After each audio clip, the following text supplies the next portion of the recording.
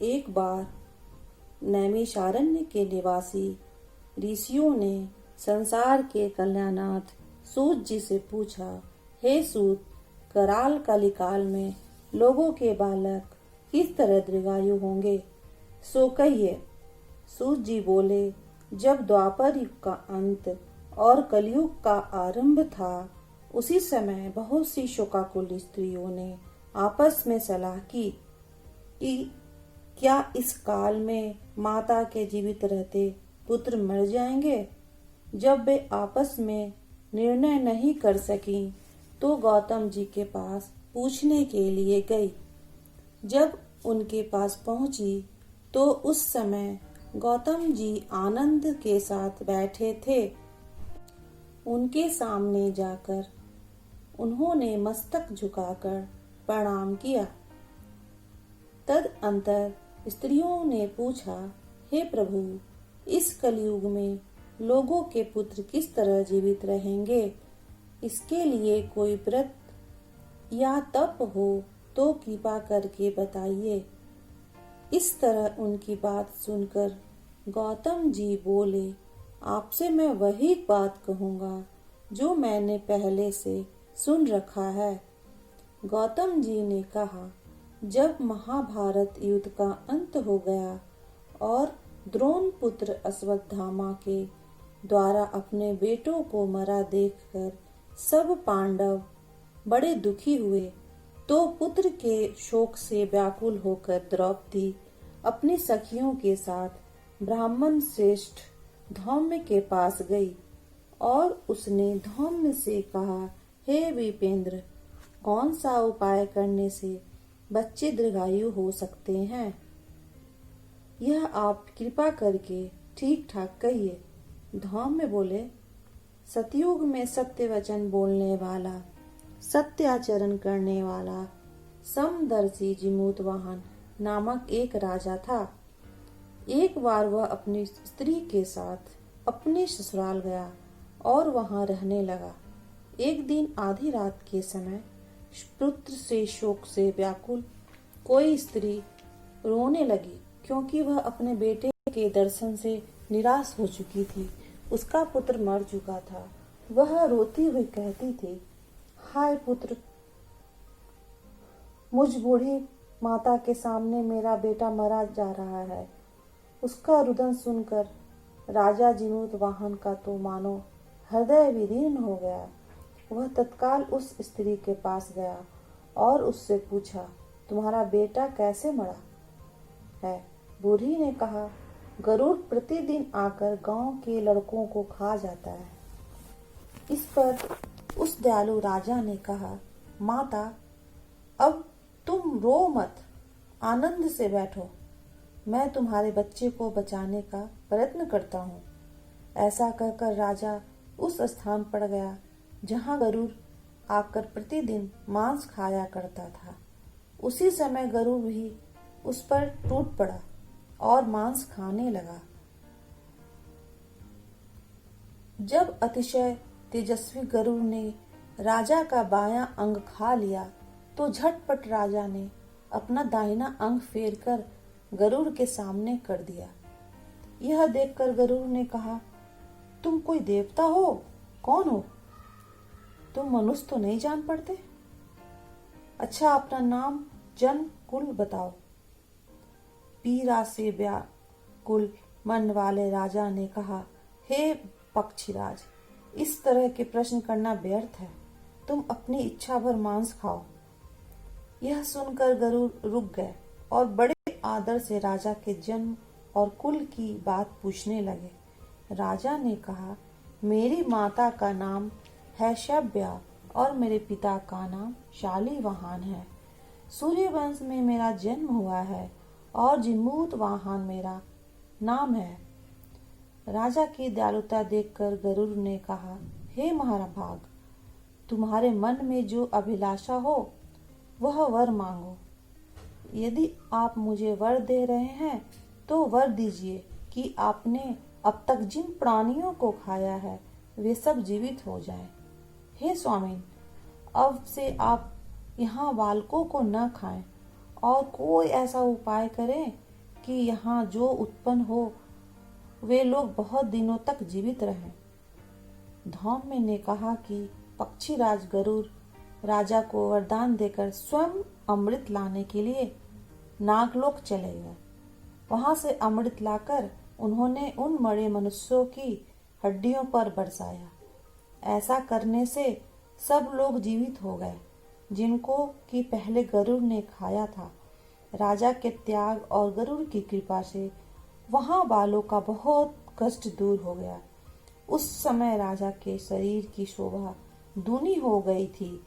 राजा की दयालुता देखकर गरुड़ ने फिर कहा, मैं संसार के कल्याणार्थ एक और वरदान दूंगा। आज आश्विन कृष्ण सप्तमी से रहित शुभ अष्टमी तिथि है। आज ही तुमने यहाँ की प्रजा को जीवित दान दिया है।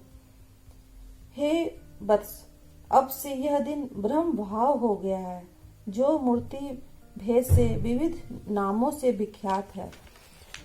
त्रिलोक से पूजित दुर्गा अष्टमी प्राप्त करने के अर्थ में जीवित पुत्रिका कहलाई है। सो इस तिथि को जो स्त्रियां उस जीवित पुत्रिका की और कुश की आकृति बनाकर तुम्हारी पूजा करेगी तो दिनों दिन उसका सौभाग्य बढ़ेगा और वंश की भी वृद्धि होगी। हे महाभाग, इस विषय में विचार करने की भी आवश्यकता नहीं है।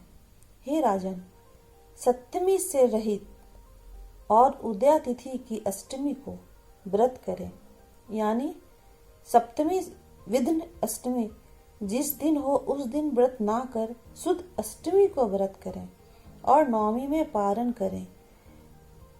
यदि इस पर ध्यान न दिया गया तो फल नष्ट हो जाएगा और सौभाग्य की तो अवश्य ही नष्ट हो जाएगा। जिम्युत वाहन की इस तरह वरदान देकर गरुड़ बैकुंठ धाम को चले गए और राजा भी अपनी पत्नी के साथ अपने नगर को वापस चले गए। धौम्य द्रौपदी से कहते हैं, हे देवी, मैंने यह अतिशय दुर्लभ व्रत तुमको बतलाया है। इस व्रत के करने से बच्चे दीर्घायु होते हैं। हे देवी, तुम भी पूर्वोक्त विधि से यह व्रत और दुर्गा जी का पूजन करो तो तुम्हें अभिलाषित फल प्राप्त होगा।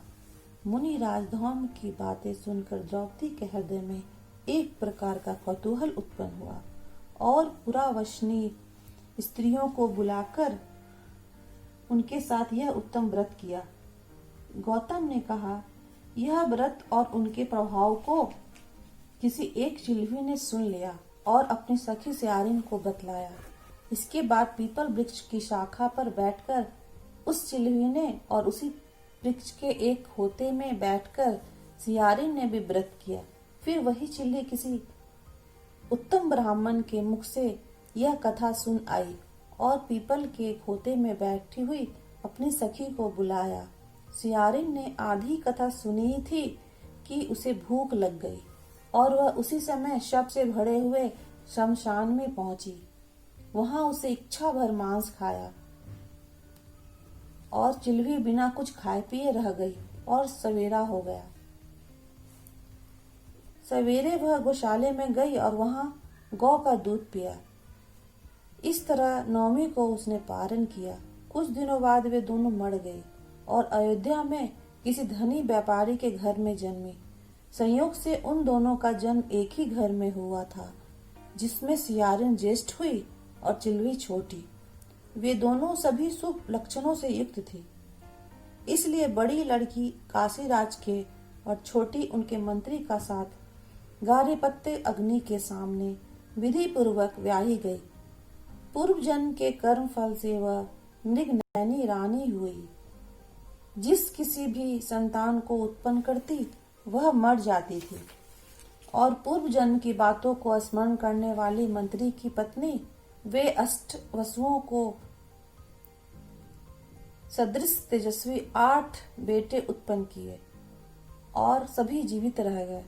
अपनी बहन की पुत्रों को जीवित देखकर ईर्ष्यावश राजपत्नी ने अपने स्वामी से कहा कि यदि तुम मुझे जीवित रखना चाहते हो तो इस मंत्री के भी पुत्रों को उसी जगह भेज दो जहाँ की मेरे बेटे गए हैं अर्थात इन्हें मार डालो। यह सुनकर राजा ने उस मंत्री के पुत्रों को मारने के लिए कई बार बहुत प्रयत्न किया, पर मंत्री पत्नी ने जीव पुत्रिका के पुण्य बल से बचा लिया। इस दिन राजा ने अपने आदमियों से उन पुत्रों का सर कटवाकर पिटारी में रखवाया और वह पिटारी उनके माता मंत्री पत्नी के पास भेज दिया। किंतु वे 8 सिर बेशकीमती जवाहरात हो गए और भले चंगे वे 8 लड़के अपनी माता के पास वापस चले गए। उनको जीवित देखकर राजपत्नी को बड़ा विस्मय हुआ। अंत में वह मंत्री की पत्नी के पास आई और उसने पूछा, बहन, तुमने कौन सा ऐसा पुण्य किया है जिससे बार बार मारे जाने पर भी तुम्हारे बेटे नहीं मरते हैं? इस पर मंत्री की पत्नी ने कहा, पूर्व जन्म में मैं चिवली थी और तुम सियारिन। हमने और तुमने साथ साथ जीवित पुत्रिका का व्रत किया था। तुमने व्रत के नियमों का भली भांति पालन किया था। नहीं, और मैंने किया था।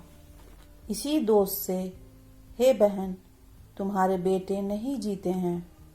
ओ राजरानी, अब भी तुम उस जीवित पुत्रिका का व्रत करो तो तुम्हारे बेटे दीर्घायु होंगे। मैं तुमसे सच सच कह रही हूँ। उसके कथनानुसार रानी ने व्रत किया, तभी से उसके कई बेटे सुंदर और दीर्घायु होकर बड़े बड़े राजा हुए। सूत जी कहते हैं कि सब प्रकार का आनंद देने वाला मैंने यह दिव्य व्रत बतलाया। स्त्रियां चिरंजीवी संतान चाहती हों तो इस व्रत को करे।